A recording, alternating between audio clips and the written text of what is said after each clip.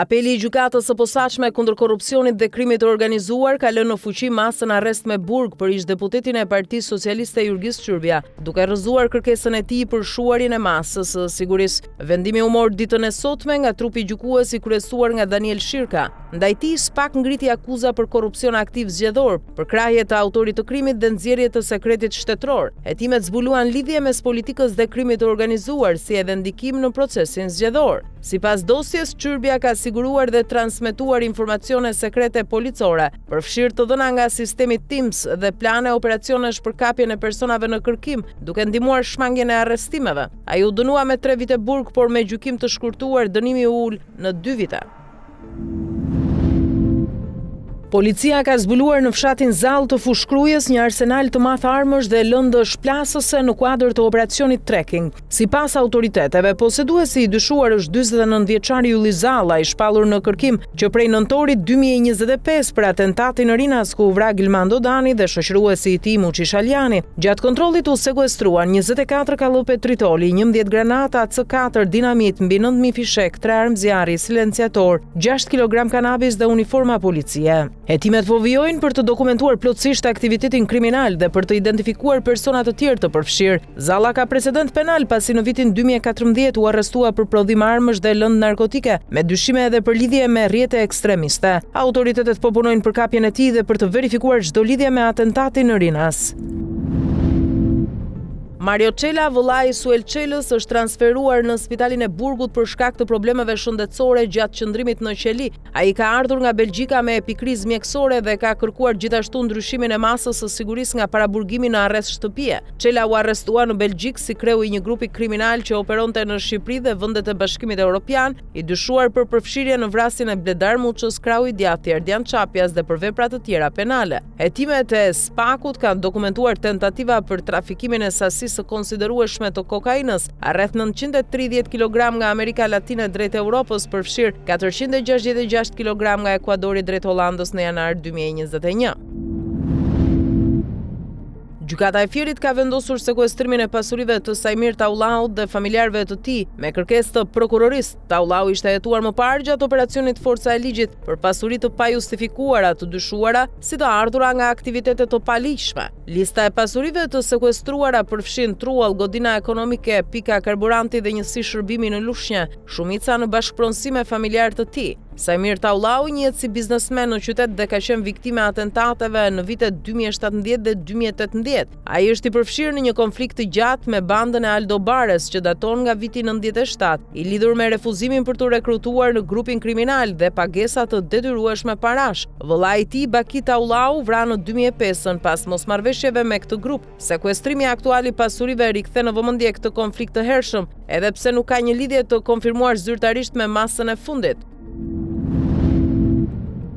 Policia e Shkodrës ka finalizuar operacionin e Onët 9 duke zbuluar në lagjen 10 Korriku një tunel të përshtatur për kultivimin e kanabisit në ambiente të mbyllura. Gjatë kontrollit u sekuestruan 555 fidan dhe 115 bim të dyshuara narkotike, 126 lampa, 80 pajisje inventarit, 31 panele LED dhe 17 filtra ajri që shërbenin për rritjen dhe tharjen e bimve. Në flagrancë u arrestuan 2 persona që u kapën brenda tunelit, si edhe një punonjës i operatorit të shpërndarjes së energjisë elektrike. 3 punonjës të tjerë të këtij institucioni po hetohen për shpërdorim detyre në bashkëpunim. Hetimet vijojnë për zbardhjen e plotë të rrjetit të përfshirë në këtë aktivitet kriminal.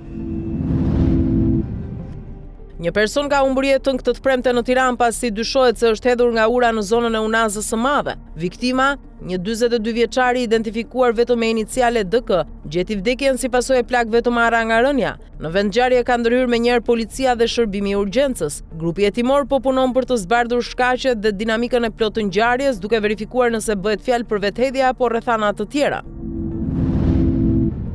3 shtetas shqiptar rreth të 20-ave u vunën në hetim në Paris për trafik narkotikësh dhe pjesëmarrje në grup kriminal pas disa muajsh operimi në kryeqytet. Ata dyshohet se organizonin një trafik fitimprurës me pakicë të kokainës dhe u vendosën në paraburgim. Hetuesit zbuluan se grupi funksiononte si qendër telefonatash ku klientët porosisnin drogën përmes mesazherisë së enkriptuar, ndërsa kurrierët shpërndanin kokainën në këmbë nga depojat e konsumatorët. Gjatë operacionit u sekuestruan 2 kg kokainë. Sipas hetimeve, grupi mund të furnizojë nga nga Belgjika, por kjo pistë nuk u konfirmua. Ky rast pasqyron aktivitete tipike të disa klaneve shqiptare në Francë, të përfshira në trafik droge, vjedhje, prostitucion dhe emigracion të paligjshëm, organizuar sipas hierarkisë dhe lidhjeve të gjakut, duke ruajtur rregullat brendshme dhe një ligjheshtje që i ka bërë shumë aktiv në peizazhin kriminal francez.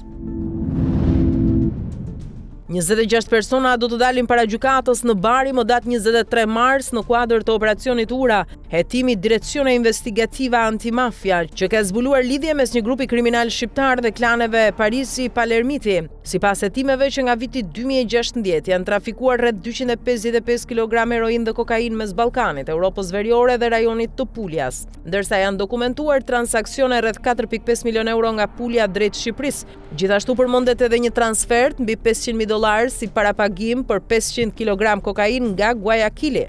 Mes të pandeurve është Massimiliano Fiore, i dyshuar si lidhje kyçe me klanin e drejtuar nga Eugenio Palermiti. Seanca paraprake nis më 23 mars, ndërsa gjykata do të vendosë nëse çështja kalon për gjykim. Hetimi për shpërthimin pranë banesës së gazetarit italian Sigfrido Ranucci merr tjetër rrjedh. Për drejtuesin e emisionit investigativ Report po hetohet intensivisht nga autoritetet në Rom, ndërsa një pistë hetimi po përqendrohet te Shqipëria. Ngjarja ka ndodhur më 16 tetor të vitit kaluar dhe konsiderohet e lidhur me një episod të emisionit mbi qendrat për emigrantët në Shqipëri, ku përmendej edhe emri i sipërmarrësit shqiptar 58 vjeçar Artur Sheu, aktualisht i vendosur në Miami SBA. Hetimi u udhëhequr nga prokurorët Ilaria Kalo dhe Carlo Viljani, në bashkëpunim me karabinierët, po analizon nëse Shehu mund të ketë pasur rol në shpërthim ose lidhje me autor. Media italiane e amerikane raportojnë se Shehu është përmendur më herët në hetime ndërkombëtare për lidhje të dyshuara me krimin e organizuar, përfshi referenca ndaj Cosa Nostras dhe Sacra Corona Unitas. Autoritetet po krahasojnë të dhënat nga Shqipëria dhe SBA, duke hetuar lidhjen mes investigimeve televizive dhe atentatit. Pista shqiptare konsiderohet aktualisht drejtimi kryesor i hetimit, ndërsa po shqyrtohen edhe tentativat e mëparshme për të hyrë në banesën e gazetarit dhe çdo përgjegjësi e mundshme në nivel urdhëruesish. Autoritetet turke kanë arrestuar korrespondentin e Deutsche Welles, Alisian Uludag, në Ankara dhe kanë hapur një hetim penal për përhapje informacioni të rrem dhe fyerje ndaj presidentit. Arrestimi lidhet me disa postime të tij në mediat sociale ku kritikonte masat e qeverisë turke që quhen në lirimin e militantëve të dyshuar të ISIS. Uludag do të paraqitet para prokurorëve ditën e sotme, ndërsa policia në Stamboll ka kontrolluar apartamentin e tij dhe ka sekuestruar pajisje IT-e. Drejtoresha e Deutsche Welles, Barbara Messing, e ka cilësuar arrestimin si një akt të qëllimshëm friksimi, duke theksuar goditje ndaj lirisë së shtypit. Autoritetet britanike e lanë të lirë ish-princin Andrew, vëllain e mbretit Charles, pas disa orësh arrestimi i lidhur me dosjen Epstein, ku ai akuzohet për shpërdorim detyre. Arrestimi u bë ditën e 66 vjetorit të tij. Policia njoftoi se ish-princi u arrestua për dyshimin e shpërndarjes materialeve konfidenciale tek Jeffrey Epstein, i dënuar për krime. Andrew u lirua në hetim, ndërsa kërkimet e policisë në Norfolk kanë përfunduar. Foto e parë pas arrestimit u publikua të njëjtën në mbrëmje, duke treguar momentin kur ai del nga apartamenti pas marrjes në pyetje.